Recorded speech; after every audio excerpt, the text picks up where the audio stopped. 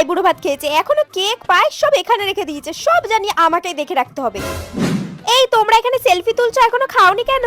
আরে আমরা খেয়ে নেবো ওখানে, কোনো অসুবিধা হলে আমাকে বলবে, আমি করে দেবো। ঠিক আছে ঠিক আছে।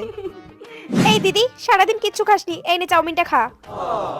বিয়ে বলে কি শরীরটা খারাপ করবি নাকি? খেয়ে নে, কালকে আবার সারাদিন না খেয়ে থাকতে হবে। আরে দে চিকেন, তোর ফেভারিট। এ বাবা, আইবুড়ো ভাতের শাড়িটা এখানেই রেখে দিয়েছে। উফ, দিদিটা আর বড় হলো না, সাদাই ও বিয়ে করছে, জামাই বাবুকে কি করে সামলাবে কে জানে। বাবা, দিদির বিয়েতে খাটতে খাটতে আমি একটু মেহেন্দি পরারও সময় পেলাম না। দিদির ড্রেসটাও আমাকে ঠিক করে রাখতে হচ্ছে।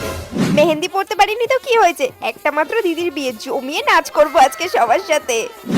হাই খান্তি, শোবার জন্য বালিশ দিবি তো? ও এই তো বালিশ আছে, বাবা সব ব্যবস্থা করে রেখেছে, তোমাদের ঘুমানোর সমস্যা হবে না। মেঝেতে কিছু পেতেছিস তো? হ্যাঁ, নিচে জাজিম তোষক পাতা আছে, এই নাও।